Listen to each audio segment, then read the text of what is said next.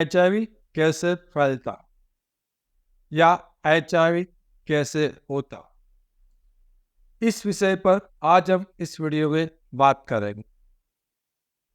सबसे पहले बात करते हैं ब्लड की।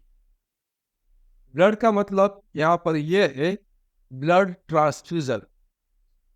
और ब्लड ट्रांसफ्यूजन का मतलब ये होता है जब किसी कारण से किसी इंसान के अंदर खून की बोतल को चढ़ाया जाता,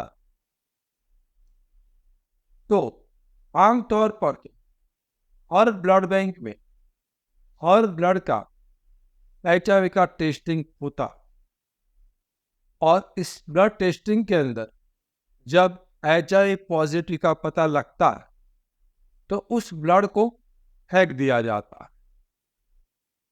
तो इस कारण से आज की मॉडर्न टेक्नोलॉजी से ब्लड ट्रांसफ्यूजन से यानी कि खून चढ़ाने से एचआईवी होने की संभावना ना के बराबर रह जाती।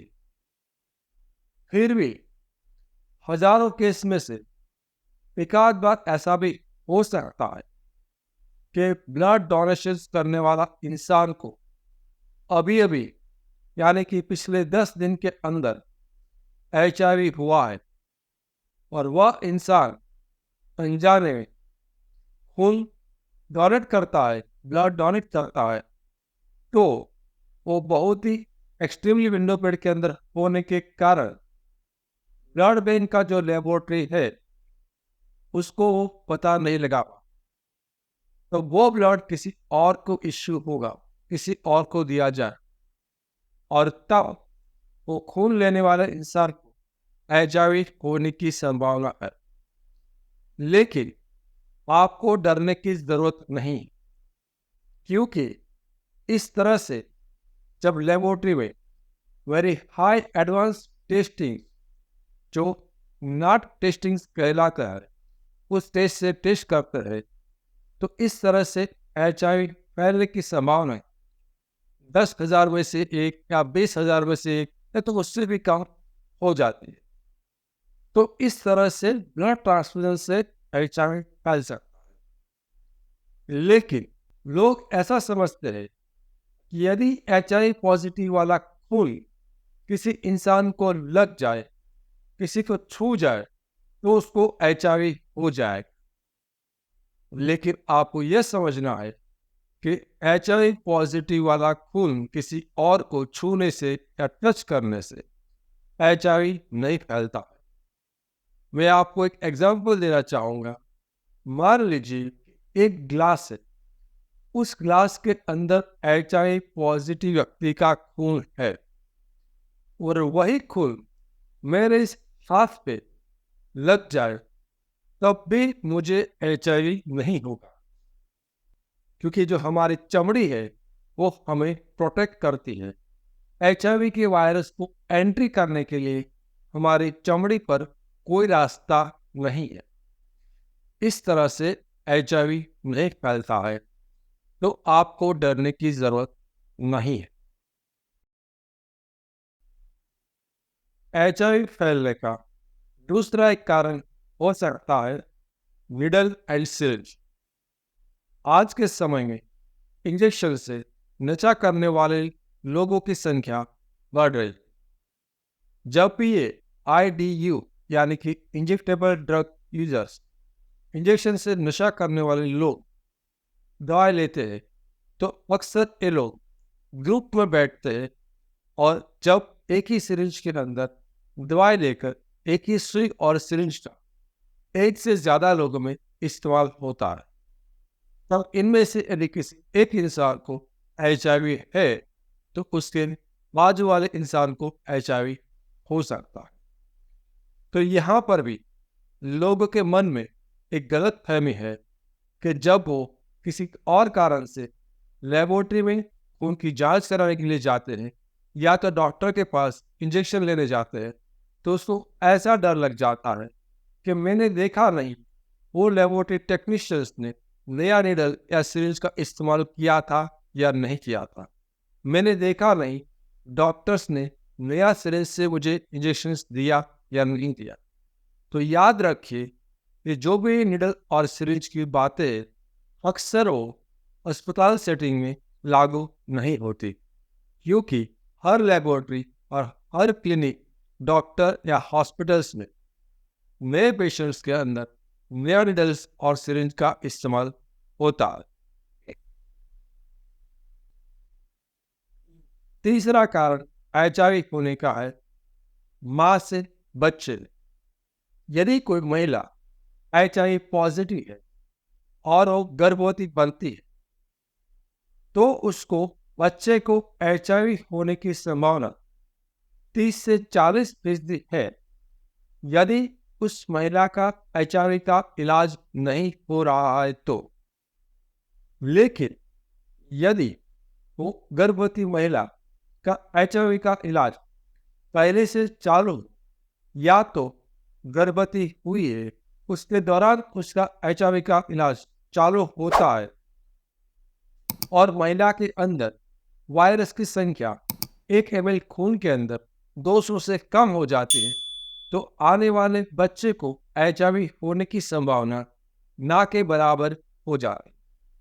थियोरेटिकली रिस्क 2% से कम हो जाता है, लेकिन प्रैक्टिकली हम बच्चे में HIV आए ऐसा देखते नहीं है। तो ऐसा नहीं होता कि हर गर्भवती महिला से होने वाले बच्चे को HIV होगा। यदि इलाज चलता है तो नहीं होगा, और यदि इलाज नहीं चलता है तब भी HIV हो ही जाएगा, ऐसा नहीं है। लेकिन HIV होने की संभावना 30 से 40% तक है। चौथा और अंतिम कारण, HIV पॉजिटिव व्यक्ति के साथ अनप्रोटेक्टेड यानी कि असुरक्षित, जिसका मतलब होता है कॉन्डोम का इस्तेमाल ना करना।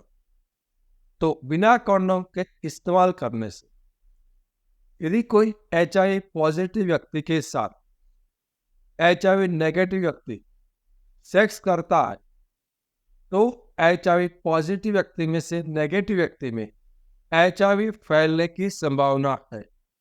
लेकिन ऐसा बिल्कुल नहीं होता कि एक बार HIV पॉजिटिव व्यक्ति से सेक्स कर लिया तो HIV हो ही जाता है। इस तरह की एक बार की घटना से HIV होने की संभावना 1% से भी काफी कम होती है। तो क्या हर किस्म के सेक्स में HIV फैलने की संभावना होती है? तो हाँ, मुख्यतः तीनों किस्म के सेक्स यानी कि ओरल सेक्स, मुखमैथुन, दूसरा वजाइनल सेक्स यानी कि योनि मैथुन, और तीसरा एनल सेक्स यानी कि गुदावैन। तो तीनों में HIV फैलने की संभावना होती है, लेकिन इन तीनों में HIV फैलने की संभावना एक जैसी नहीं होती। सबसे अधिक संभावना एनल सेक्स यानी कि गुदावैन में होती है, उससे कम संभावना वजाइनल सेक्स यानी कि योनि मैथुन में होती है, और सबसे कम संभावना ओरल सेक्स यानी कि मुख मैथुन में होती है।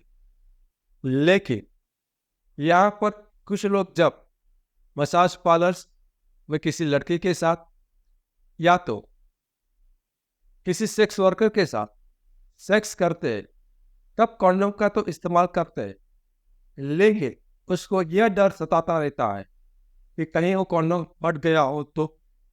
लेकिन याद रखिए, आपको एक किस्म की टेंशन है, चिंता है, जिसकी वास्तव में कोई जगह नहीं है। आपने कॉन्डोम का इस्तेमाल किया है तो आपको HIV नहीं होगा।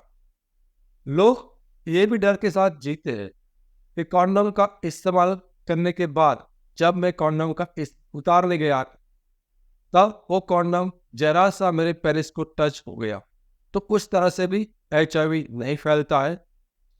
और तीसरा कि कॉन्डोम का इस्तेमाल किया था, लेकिन वजाइनल फ्लूइड मेरी उंगली को छू गया था या तो मेरे शरीर पे टच हो गया था, तो इस तरह से भी HIV नहीं फैलता है। तो मैंने जो 4 कारण बताए, इन 4 कारणों के अलावा HIV किसी तरह से नहीं फैलता है। फिर भी कुछ पॉजिटिव लोगों को कुछ और किस्म के भी डर रखते रहते हैं। तो किन किन कारणों से HIV नहीं फैल सकता वो मैं अभी आपको बताऊंगा। पहला, HIV पॉजिटिव व्यक्ति के साथ एक ही बर्तन में खाना खाने से या तो ग्लास इस्तेमाल करने से। दूसरा, एक ही टॉयलेट का सीट इस्तेमाल करने से। तीसरा, एक ही साबुन या बाथरूम में इस्तेमाल करने से। चौथा, HIV पॉजिटिव व्यक्ति के कपड़े कोई और उसको धोता है तो। आगे, एक ही बिस्तर का इस्तेमाल करने से, या एक ही काम की जगह पे या तो घर में परिवार के अन्य सदस्य के साथ रहने से HIV नहीं फैलता। और काफी बार लोग ये भी मुझे पूछते हैं, क्या मच्छर काटने से HIV हो सकता है? तो याद रखें, मच्छर काटने से भी HIV नहीं होता। जब भी आपको किसी भी कारण से डर लगे कि क्या मुझे इस चीज से हो सकता है या नहीं हो सकता, तो याद रखिए, एक पेपर पर मैंने जो 4 कारण बताए हैं वो 4 कारण लिखिए और उसके बाद आपका जो डर है वो ऊपर के 4 कारण में है कि नहीं वह चेक करें। यदि ऊपर के 4 कारण के अंदर नहीं है तो आपको HIV होने का कोई खतरा नहीं है, को कुछ नहीं करना है। और यदि आपका जो कारण है वो ऊपर के 4 चीजों के अंदर है तो आपको किसी भी HIV स्पेशलिस्ट डॉक्टर्स का आप संपर्क कर सकते हैं।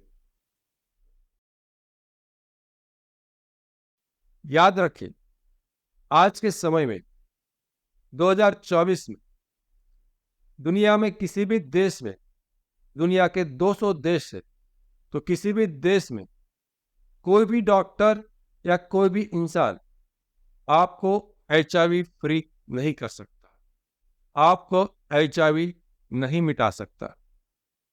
तो याद रखें, ऑनलाइन या तो इन क्लिनिक या तो न्यूज़पेपर या तो किसी भी माध्यम से HIV की कोई ऐसी जाहिरात या तो एडवर्टाइजमेंट करता है कि हम आपका HIV मिटा देंगे, तो याद रखिए वह एक झूठ है, फ्रॉड है, धोखा है और स्कैम है।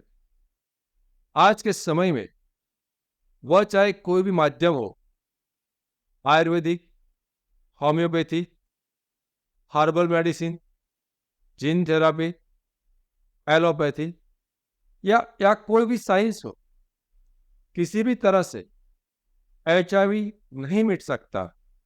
इसलिए HIV के मिटाने के चक्कर में आप अपना स्वास्थ्य, समय और संपत्ति तीनों का नुकसान कर सकते हो। इसीलिए HIV की मिटाने की लालच में ना आए और किसी भी किस्म के फ्रॉड और स्कैम के शिकार ना बने। हमारा मिशन है HIV पॉजिटिव को स्वस्थ और संपूर्ण जीवन देना, और हमारा विजन है श्रेष्ठ इलाज के साथ HIV के बारे में पर्याप्त समझ देना। मैं HIV AIDS specialist doctor Ketan Ranpariya पिछले 17 सालों में 12,000 से भी अधिक पेशेंट का कंसल्टेशन कर चुका हूं। यह चैनल HIV के एक्सपर्ट डॉक्टर द्वारा संचालित है और यहां पर जानकारी विज्ञान के आधार पर दी जाती है। लेकिन याद रखिए, समय के साथ विज्ञान बदल सकता है। यहां पर कही गई बातें एक आम जानकारी के लिए है। कभी भी किसी भी किस्म की जानकारी को अपने जीवन में लागू करने से पहले HIV एड्स स्पेशलिस्ट डॉक्टर से व्यक्तिगत रूप से राय लेना अत्यंत आवश्यक है। यदि आप HIV ट्रीटमेंट के बारे में और जानकारी पाना चाहते हो तो स्क्रीन की लेफ्ट साइड के प्लेलिस्ट को क्लिक करें, और यदि आप HIV की मेडिसिन के बारे में अधिक जानकारी पाना चाहते हो तो स्क्रीन के राइट साइड पर दिए गए प्लेलिस्ट पर क्लिक करें।